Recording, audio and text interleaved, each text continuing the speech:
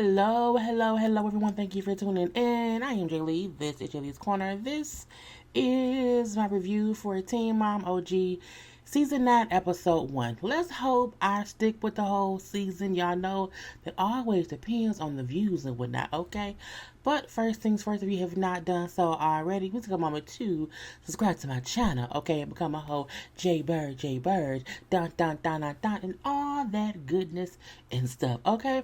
You can also like this video, comment in the comment section, hit the share button to share it on your social media. You can follow me on IG and Twitter at J_Lees_Corner. Remember to relax, to relate, to release, and to center yourself and everyone around you. And as always, girl, inhale and exhale, because sometimes we just forget and whatnot, okay? I think that's everything. I gotta be forgetting sometimes. You know, all the information is in the description box below. So we see for this season, you know, they say how they shut down filming for Teen Mom 2. They had some of the girls just shooting themselves on cell phones or whatever. But for this one, they was like, nope, they stopped filming due to COVID. And, you know, when they came back 6 months later, they had like porta potties outside of each house because the crew could not like go in the house like that a lot, so they had little porta potties outside. The crew would also get tested, the cast would get tested and everything, and it was, you know, all the protocols that was put in place are being followed. Now it seemed like, you know what I'm saying, they had the whole cast meeting up for like a little Zoom call. I don't think we'll ever see the Teen Mom 2 girls get along like we see the Teen Mom OG girls. I don't know if it's age, if it's maturity, what it is. But the two shows really do give two different feels, and that's just what I think or whatever. So when the girls are all on a little Zoom call, just checking up with each other, they were like, you know, all doing good or whatever. But when they asked Amber how she been doing, because again, you know, she had the whole beating up the baby daddy case and the boyfriend who lives in a different country or whatever. So she's like, well, I can't say his name. I can't say, you know, certain people's name. I can't talk about that and whatnot. You know what I'm saying? So she can't talk about Andrew, say Andrew's name, because again, we know she was accused of, I think convicted of beating that man up. I think she's on probation now, whatever, for it. So fine. She also brings up the dude Dimitri that she was dating, who lives in Berlin. Was it Berlin or Belgium? He lives in Belgium, okay? She brings up how she has not seen him in 7 months, okay? But she brings up how he is very possessive and jealous since he is not here in America anymore. And it was like, oh, okay. Amber, how do you keep getting yourself how do you pick all the different men from different walks of life, from different countries, different states, different cities, and they all have the same pattern? It's just, girl, it's like, is she a magnet for the bullshit? I don't know. Anyway, first up we have Mackenzie, okay? Boom, there's Mackenzie. Mackenzie, girl, I feel so bad for Mackenzie. Her and her husband Josh are still not doing too good as a married couple, but they're never really doing good as a married couple. They have these issues. They've always had these issues based on him cheating on her a long time ago, so she's never really trusting him, and he's not been a really good husband all that much. But at the same time, she admits that she hasn't really been an all the way good wife either. Mackenzie is still mourning the loss of her mother. I don't think anything else in her life is even really registering with her. You can see that if you look in her eyes, you can see the haze, okay? There's a haze, there's a fog that comes over you when you lose a parent or a sibling or a spouse. You're not there mentally or whatever. You're like a walking zombie. And, you know, I feel like that's what's going on with her. She's living her life, but as a zombie a little bit. And that's just how, like, the first year or two goes, you know, when that happens. She went online and said her husband was cheating on her with her cousin, okay? But turns out it wasn't true. So she blasted him as a cousin fucker, and he really wasn't fucking her cousin. And he was pissed because, like, you keep putting me on blast for stuff that I either did not do, have not done, or did in the past, but did not do in the current place. So he was mad about that. But again, he cheated on her, you know, in the marriage sometime, one time in between time. And so anytime she has an issue with him, she goes to social media and she calls him out for the bullshit. But this time I think she may have took it too far. You can't be out here accusing your husband of fucking your cousin if you don't have real proof. But again, she is in a haze, and I don't think she realizes the things she's really doing, or she may not care. Her mother died. You know what I'm saying? Her mama just recently passed away from cancer. Again, she not in the right state. And I'm not making any excuse for her. What I'm saying is, as bad of a wife as she was to a badass husband, she's gonna probably be worse because she's not functioning on the level of mental capacity that means she's going to make rash and smart decisions. Okay, well, not rash, just she's going to not make rash decisions. What I meant to say. She calls him, asking him like if he wants to work things out. He's like, no, we not a family. Leave me be. Stop calling me, cause he didn't moved out because he was pissed because she like really went in on him, and it was all in the blogs or whatever. So again, that gives him a bad rap. And I get he don't want to be looked at in that way, but I'm like, she keep doing this. I don't know why. Anyway, she brings up how she do feel sorry for him and putting him on blast as a bad husband, because again, she has not been the best wife either. And her dad like, well, if you want to stop this bad cycle that y'all keep going through, you just have to stop it. I feel like neither of them has even attempted to stop the fucked up shenanigans that they do to each other. They just react off what the other one do, and it's a cycle of bullshit. Okay, a circle of bullshit is what it is. And her dad was right. Just stop. Okay. But when she called him again and asked, so, do you want to be married to me? Do you want to be married? He was like, no. And so she hangs up on him. I'm like, y'all like hanging up on each other. Is it a game y'all play? Anyway, she do talk to her sister about it or whatever, bringing up how I've been with him for 12 years and now I'm single. Well, no, you're not single yet, my little girl. You're not single just yet. You are separated from your husband. Okay, you're not single. Anyway, the sister's like, where do you see your life like in a year? Like, what do you want? Where do you want to be at in a year? I just don't want to have any more of this pain and depression. I want the pain and depression to go away. And she just doesn't want to be stuck in this feeling.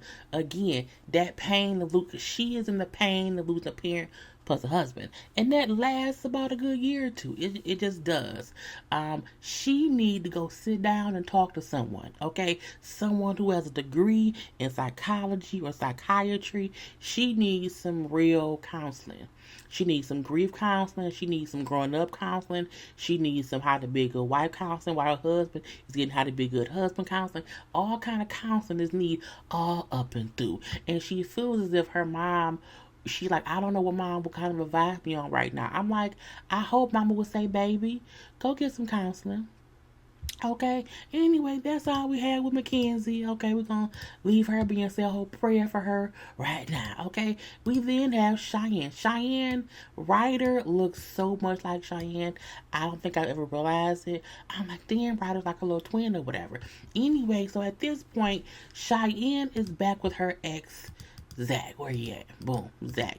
Zach is the guy. So last season, the other dude she was with, who had the wave hair and the ponytail, not him. Her and him broke up. She's with Zach. Now, Zach is who she was with her first season on Teen Mom. Zach is who she was with basically when she was pregnant with Ryder. He was because she's known him since like high school or whatever. So he's been around for a while, but that's what she was with when she first had Ryder. And they're back together. Now, we know also in real life, currently, they're pregnant with their first child. Well, her second, his first. So, she tells her mom and her sister that, oh, yeah, I'm back talking to Zach. They see her smiling and laughing. Who you smiling laughing about? Oh, just Zach. What? Where did that come from? So again, because of COVID, they have started talking a little bit more and whatnot. He's made his feelings clear that he wants her back and everything, and they want to take it step by step, day by day, okay? And see where it goes from there. She admits how they really broke up before because she was trying to figure out co-parenting with Corey. She wanted to be with Corey. She felt like the best thing for our daughter is for us to be a couple, and Corey didn't feel that same way. Corey liked sleeping with Cheyenne back then, but he didn't want to be like with her like forever. And I think seeing them co-parent now a couple years later, they have a whole, it's a feel to it and whatnot. Okay, it's fine. So again, she know that she was the one who basically messed things up before. If you remember that first season, she would make Zach feel like he was a third wheel and that she had to basically cater to Corey and wanted to make Corey feel the most comfortable. And it's really because she and Corey had no idea what their co-parenting relationship would be. So it was real messy. In my opinion, she fucked Zach over. Just in her trying to figure things out. But again, she needed that time too. Like, it's a good thing that happened, and now they are back together. And they could both be both more mature. Now we shall see what happens this season. So when Corey comes over to drop Ryder off, he like, oh hey, what you doing, what you got going on? Oh, nothing. But she does not tell him about her and Zach, because as she said, it's not his business. Okay, it's not time for me to tell him anything. I think that's fine. I don't think Corey will have any issue with her. She's messing with him, with Zach. So I think that's what it is. And when she meets with Zach, she kind of tells him the same thing, that she doesn't want Corey to know just yet because she wants to be sure that Zach and Corey will get along. I don't see any reason they wouldn't. When they were dating before, Corey and Zach never had an issue. It was Cheyenne who was making it seem as if it would be an issue. And that was the weird shit that was going on before. I don't see either of them, having an issue. I'm like, first of all, Corey has been with Taylor. I think Taylor for a couple of years now. Didn't have the baby or whatever. I don't see him trying to get back with Cheyenne. I don't see him getting jealous. Corey wants her to have someone to be happy, and I'm hoping that she is gonna be that way with Zach. I think Corey is far removed from any sexual relationship, girlfriend, boyfriend, husband, wife type feelings about Cheyenne. I also hope and pray and feel like Cheyenne is also, far removed from feeling for Corey. So I want her to not feel as if, let's hope they get along. They'll be fine. That's all we get with them two, okay? And then next up, we have Kate and Tyler, okay? They have to decide if they want to put the daughter, is it Nova? Yeah, Nova, in school here in Michigan. Of course, with the COVID, they are offering either in person or virtual, and they both bring up, now she's only in kindergarten, okay? She's not like in school. It's a kid's kindergarten, you know what I'm saying? You're doing ABCs and 1, 2, 3s. Well, you know what? She may do that in preschool. Anyway, they both feel as if, they are not equipped to be teachers. I'm like, but she's 5. She's 5 or 6. Like, you're not teaching the algebra. You can't teach her 1, 2, 3, ABC. That's a circle. That's a square. ABC 1, 2, 3. I feel like that's the basic age of, like, it should be easy school shit, but I don't know because I got kids. Anyway, so, like, even though it's COVID, we gonna have to go look at this school and see, what precautions they take, and if it'll be okay for her to go to school. And they go see, and they like it. Okay, they got all this in place and all that in place, and she seems to want to go too. We're going to send her off to school, and she should be good or whatever. And Nova seems excited. Now, Kate is trying to find a career. I feel like every season, Kate is trying to find a new career. Now, last season, she wanted to be a vet technician until she realized you have to go to school for that shit. Okay, you can't just go play with horses and cows and pigs and ducks and shit at the pond and then assume that you can be a vet technician. No, you have to go to veterinary school. Okay, and I feel like once she saw, this is going to take you having to do. Kate likes easy shit. And I don't say that as a diss to her. I feel like Kate likes easy shit. And I do think when something becomes too much for her, she's like, maybe not. Okay. And not to mention, she also has her mental issues that she also has to deal with. So, again, sometimes people who have those issues can't take on too much. So, it's a good thing she does not overwhelm herself. However, I need Kate to pick something and stick with it. Like, didn't they have a clothing line? What happened with that? Does every season Kate has a new thing she wants to do? And I'm like, girl, I need you to kind of get a little, pick a thing and stick with it. So now she said she wants to open her own business because she wants to do microblading and beauty industry stuff.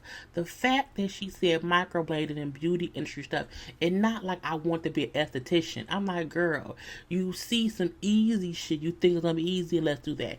Now, many people have been learning to do the microblading, which is just getting your eyebrows tattooed on, basically. But when she said how there are no microblading places near her, I don't know which city in Michigan they're in, but there are many microblading beauty, places in Michigan. Like, there are many in Michigan, but I mean, they may be in a boondock somewhere, so I'm not sure.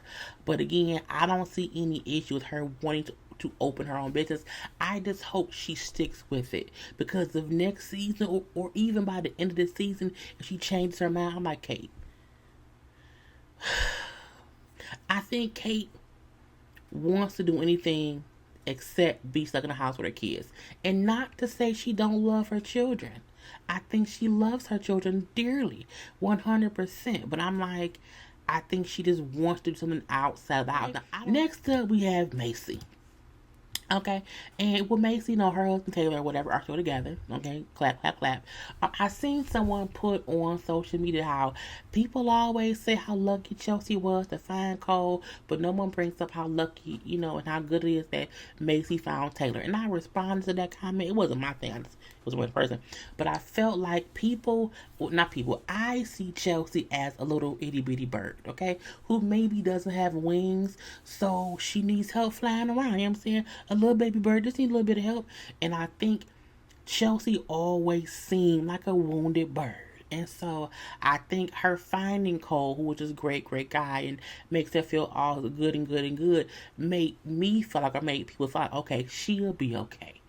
She would be okay. I think with Maci, I never got any kind of wounded bird from her. I felt like if Maci was single forever, she would still be okay. You know what I'm saying? I don't think, I feel like in a way Chelsea needed a husband in order to make herself feel complete. I don't get that feeling from Maci, but when she found Taylor, she still found a good thing. So I just think it's a little bit different or whatever. Anyway, so they are still dealing with Ryan not being an active good father, okay? Now, the PPO they had against him has expired. So, if they want to, Ryan and Maci can now communicate, directly between each other, okay? But she brings up how she has only communicated with his mom, as usual, or whatever. Now, she brings up how Bentley, who is, look how grown Bentley is, okay? Look at little Bentley. Looking just like his father, okay? I'm like, ooh, girl. Anyway, because I'm like, because his father ain't shit. Anyway, so, she brings up how some kids want to see the other parent. And at first, Bentley would ask about seeing Ryan. He does not do that anymore. She brings up how her and Bentley went and had a chat with Ryan's parents, the mom and the daddy or whatever. And Bentley told them, I don't want to see my dad unless we can go to therapy. Okay, that's what I want to happen. Okay, and if that can't happen, I don't want to see him. And that was 3 months ago. And nothing has happened from that conversation. Okay, I'm like, that's so sad. Now, we see them two talking and everything, and she, she's talking to him, just asking him, one, how he feels. And this, having good, effective communication with her son. In my opinion, Maci is handling this situation with Ryan better because she's making sure that Bentley he feels like it is okay for him to express his emotions. So Ryan brings up how, Bentley, replies to his mom questions saying, he hasn't heard from his dad or his grandparents about what they talked about before, how he feels as if they don't respect him asking for the therapy because they haven't done anything with it, and how he already told them one time what he needed, so he doesn't want to have to keep asking them about what to do to make him and Ryan's bond be better, whatever. And she brings up how, because he said, I think the therapy will help us get better at getting along, and I think the therapy will also work things out so I can see him more. That's what he said out of his own mouth. Okay, boom, pow, pow. Now, Maci said, you know what? I'll make an appointment. And if it's okay with you, I'll send your dad the date and time of it, and it'll be up to him to show up. And he said, yeah, can you do that? So this is what Bentley is asking, and this is Maci trying to make sure her son can visit and talk to his father. Now, over at monkey-ass Ryan's house, okay? Ryan over there with his wife, who I don't like. I can't stand Mackenzie. And his parents are there too. Okay, oh, thick ass Ryan. Anyway, he brings up as they sit there chit chatting how he has no plans to reach out to Maci because she had the order of protection against him. He say, oh, it was all lies, okay? And she did that and it was all lies. The fact that he makes everything about him and Maci and not about what's the best way I can see my son, okay? He then said, I would love to see my son all the time. But Maci always has some kind of emergency or whatever, or something going on, or some issue, and I'm tired of it.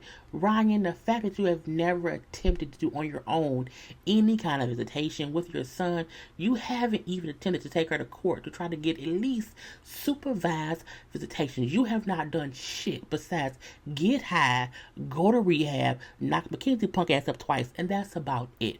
Ryan, you are a piece of shit father. This all up and through because you have never done your due diligence to be a good father to Bentley. The whole thing should be Bentley. Period. If you can never ever talk to Mace again, it don't matter because you can always talk to Bentley. And that's what he seems to not get. Bentley will be able to watch this show as he gets older and still realize how much you did not even put forth a quarter of an effort to be a good father to him. You piece of shit. Okay? He makes me mad. You know who else makes me mad? Who else makes me mad? Oh, not that picture. I'm trying to move them out the way so I can go off. His parents, okay, Jen and Larry, punk asses, they have straddled the fence year after year, season after season, and this season was horrible, mainly because they were kind of like backing up Ryan. Y'all have coddled this damn dope addict for his whole life. That is why Ryan is a dope head bad father, because his parents were bad parents. They are still being bad parents. They make excuses for his bullshit. The fact that his daddy then said, at times it's easy to bend a kid's mindset to what you want them to think. Trying to blame Maci for putting thoughts in Bentley's head. The only reason Bentley has any issues with his father is because his father came around. Maci can't force Ryan to not come around. Maci can't even mess with Bentley and Ryan's bond because she ain't even around when they together. Ryan has ruined his bond with his son, and when his son watches the show later on, he will probably start to dislike his grandparents because he gonna see his grandparents dogging his mama.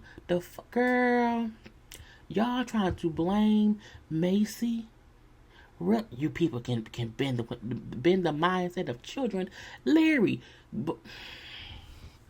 But what else can you expect from fucking Trump supporters? Girl, get the out my face with this bull of it all, okay? And then we have lastly Amber. Amber barely took her mask off the whole episode. So this is the best I can get or whatever. So Amber brings up how was Amber in a whole possessive relationship with a man from Belgium? He can't get here. It's COVID. How are you allowing a man from a different country to be possessive with you? I'm like, I don't get it. Girl, he called me all the time. He be texting me all the time. He be fake. Stop answering the phone. Okay, you can call me all day. I won't answer. I will put you on blocked, on ignore. You can ignore people all day, girl. Anyway, she just said he calls all the time. He do all that. We do see them having like a little phone video conversation. And she brings up how you're always calling and texting and this and that. It's so much. He say, I just love you. I just miss you. She brings up how it's just too much. It's just too much, whatever. It's feeling very possessive, very jealousy or whatever. It's teen too much. And we're not even dating. I'm like, oh, so they not together no more? Okay, I was surprised. And my thing is this: if he not your man, why are you allowing him to call you that way? Block him. No one I am not in a relationship with can stalk me and be possessive. Because I would not answer the phone. Not, bro. We are not together. Ignore and block. So I don't get how she keeps getting herself in these fucked up relationships. Now we see Gary and Christina at their house talking or whatever, and she brings up how he said he's gonna go check on Amber because again she has no one in her life, so he does a lot for her. You know what I'm saying? It's a lot of work, but I have to help her because if Amber is mentally healthy and good, you know what I'm saying, that means it's good for Leah. And Christina said she's like our teenage daughter. The fact that your husband's baby mama, you look at her as a teenage daughter, that says so much about Amber. I feel like you can't use your baby daddy to be your stand-in man in life, because it makes you dependent upon him. And you do go check on Amber, and no, she says that she's not with that boy no more, and that was it. And he like, you got a year and a half left on your probation. Like, you know what I'm saying, just chill out, you know what I'm saying, do you, and like see how that go and whatnot. Amber needs to not get in another relationship. She has all the time. She has all the time in the world to be a great mom to Leah. You are getting paid from MTV. You don't have no damn regular job. You don't live too far from Gary. Why are you not spending every waking moment with your daughter? When COVID happened, you should have quarantined with them. There should have been some kind of like, how can let me buy a trailer and move in your backyard, okay? Just something. But I'm like, I don't get how she's not. Girl, I'm done. It's just a lot going on.